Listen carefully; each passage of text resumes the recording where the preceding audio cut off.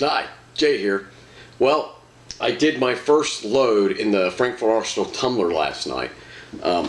Started putting it together about 10 o'clock. If I'd have thought about it, I would have waited till today. Okay, first, it does clean the shells a lot quicker than the dry media. Dry media is 3-4 hours to get a good sheen on a clean case. If the case is burnished or corroded, it's forever. If it does clean it, it'll actually just burnish it to a dark umber color instead of actually cleaning it and polishing it. But as you can see, I don't know, I think I'll do some close-ups of this. Right now, I've polished them all up in the tumbler, and right now I'm running them through the resizer to resize them. Here's the brass. Look at that, boy. I mean, you can see this all in here, and it's clean down in there. I don't know if you can see. Oh, I hadn't, these haven't been sized yet. See, I've been sizing them, and those have been sized, so these haven't been sized yet. That's and also they've got lubricant on them because I was getting ready to put them in my, I've got my Dylan resizing die in there, and I'm single resizing them so that I can go back and do the primer pockets on the military crimps and cut them off to length. But here, you know, that's what I've got right now. So, and then here's the bucket. I'll talk about that in a second. What I did is I put in, I don't know how many. It was this full of 223 shells. So, and I put them in here, and I put, look at that, drop pins. And I put my 5 pounds of pins in here. It's not wet, it's dried overnight. And just so you know, those are what the pins look like. Here's the bucket I drained them in. So I put them in there and ran them for an hour. And in case you haven't seen what they look like before, you know, this is the kind of brass I was sticking in there. Okay, see, that's pretty. I mean, it's range pickups and one-shot stuff, but I mean, you know, there's some burnt carbon, nasty, you know, rounds for the most part. I'd say about 80% of them's that, and then, you know, maybe 30-20% of this once fired. That's not bad. So anyway, I ran them through for an hour. This only got one speed, but I set the timer. You know, it is fairly loud. It's about like the tumbler, you know. The cleanup is a lot messier because you got to go in there and dump the water out real careful so the pins and the cartridges don't come out. And then you got to fill it back up and swirl it around and get, you know, rinse it out. And there was some mung that come out of there. I mean, it was like gray water. And then you do that, and then you put the slotted cap on it, and then you take it and you turn it upside down. And you do this over the bucket with the slotted cap to get the cartridges out and just leave, or get the pins out and just leave the cartridges. And then you take the ball and you put a little bit of cartridges in here. You know, it's locked. I locked it so I wouldn't lose it. So you put, I don't know, a third of that load in here, and you put it in the oarlocks, is what we'd have called them in the Navy. These oarlocks, and you spin it real slow. And I mean, I had spun the poo-poo out of this thing, man. Like 5, 6, 7, 8, 10 minutes till I couldn't see any more coming out. And as soon as I dumped them on a towel to dry, so I just had like an old towel, and I spread them out and I dumped them on there. I mean, there was a wad of pins in there still, like that big around. So, I mean, and there is pins from one side of this place to the other. I mean, everywhere. They're not as needle-like as I thought, that, you know, they'd be sticking in your foot every time you step. They're more like little cylinders. So I don't think they're going to be needle sharp in my feet, but you can still step on them. But they're everywhere. I'm going to have to rethink how, I'm going to have to like put down plastic or something. It's just like the vibratory polishers, you know, when you get the corn with the corn cob media. You know, this stuff gets everywhere too. But anyway, so I ran my first batch. I'd say it's about 700 cartridges, I'm guessing. I don't know, I didn't count them.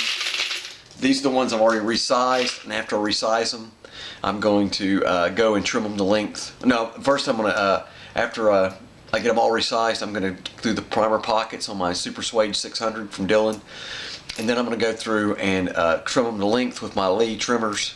I've got that little one that snaps into a power drill. I'll have videos of all this. It's a power drill, and all you do is just snap this onto the base, and then you take it and you do like that, and it trims it to length with a drill.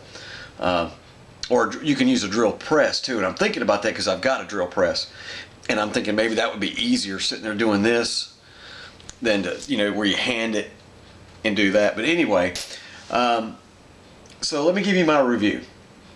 In 1 hour, it cleaned the shells better than my vibratory polishers could do in about 4 hours. And that it cleaned all the cartridges that good, not just the single, the one shot, not just the ones that I'd already tumbled before. I mean, it cleaned every flipping shell that nice, even the black ones. So first of all, right off the bat, this does a much better job of cleaning, and it does it quicker than the vibratory polishers. But it is in no way easier than using the vibratory. In its own way, I'd say it's a little harder because you got water instead of dry media. You can always vacuum up the dry media if you spilled it everywhere. With the water and the needles, you got to get all the water up and then suck all the needles up with a magnet. Oh yeah, let me tell you, where'd I put my magnet? If there is anything that is you know, that's how it goes. You want to go show somebody something, you can't find it.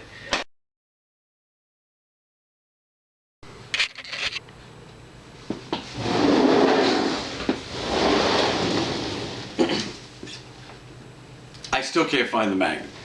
So I showed it to you in my original video, but now I can't find it. I've said it like somewhere and I've forgotten where I've said it.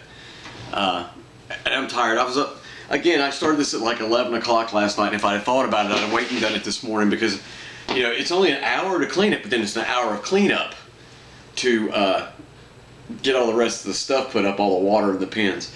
But the magnet, man, I mean, buy 2 or 3 of them. The magnet saved my butt. I mean, I had pins everywhere, and I was using that magnet. And this is going to bug me now that I can't find it. But I was using that magnet like every 5 seconds. I was picking up pins that were rolling across the floor. So if you're going to do this, get the pins. It is worth it. It does clean the shells quicker, nicer. It encapsulates the contaminants instead of letting them flow through your house or spread all over outside in your garage or your carport or outside. So yes, it does. Yes, it's great. Yes, it does a better job. Yes, it's messy. I'm gonna have to rethink because I'm sitting here and I can see a pin way over there and I can see a pin right here. So those pins go everywhere. And I didn't do a video. Like I said, I started on like 11 o'clock and I wasn't thinking, or 10 o'clock, and I wasn't thinking, you know, just dumped everything in there and started up and said, oh, I should have like recorded me putting the stuff in there. But literally it's me putting stuff in. It was me dumping a bag full of brass in here and a bag full of needles. See, I can hear them falling on the ground now. A bag full of needles and a bag full of brass. Put water, Dawn, let me shine. Screw the caps on. Threw it on top of the motorized base and hit go for an hour on the timer. And they're beautiful. So yes, it works. I've got videos of it running and everything. You can see it in here. I'll have some more videos later when I get woke up. It's Father's Day, so I've been having calls all morning. Anyway, that's the short and sweet of it. Give me a thumbs up, subscribe. I don't care. Whatever you guys want to do. I don't do this to get subscribers. I do this just to have fun. I swear, I'm sitting here, I can hear pins going tink, tink, tink. I'm going to have to rethink this. I do like how it works. I think that the cleanup is almost as bad as the cleanup on everything else. So I'm going to have to rethink this. Oh, and once I resize them, okay, like I said, I'm going to go back. I full length resized it.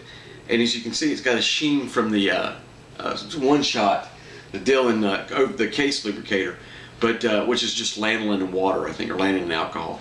But once I get the primer holes done and trim the length, then I am going to put them in corncob media and a little bit of new finished car wax and clean out lubricant off and also put a good shine on. I'm telling you, there's so much involved in reloading 223 on a 550 or 650 or anything that doesn't have a built-in swager and all that. There's so much involved. Step here, step there, step here, step there, clean this, clean that. It makes you really, you're not up there at the line with the 223 going, ah. Now you're like, oh, that's going to take me an hour. I mean, I'm just saying, I've only cleaned like I said, 700 rounds or so, and I'm like, man, I'm not going to blow through them this time. And I still have 308 and AK and 7.62 by 54R in steel that I need to get ready to do because I found a place on the internet on how to do it. Anyway, so I give it right now, I'm going to give it a 7.5 out of 10. That's a 7.5 out of 10 for incredibly good cleaning qualities, fast. Cleanup, like I said, 7.5 may go up once I figure out how to do it right. The magnet comes in handy, but those pins go everywhere. And you're going to need, I'll try the closed one that I bought, the Lyman, next. But even with something like this, you have to sit there to get the pins out, and they don't all come out.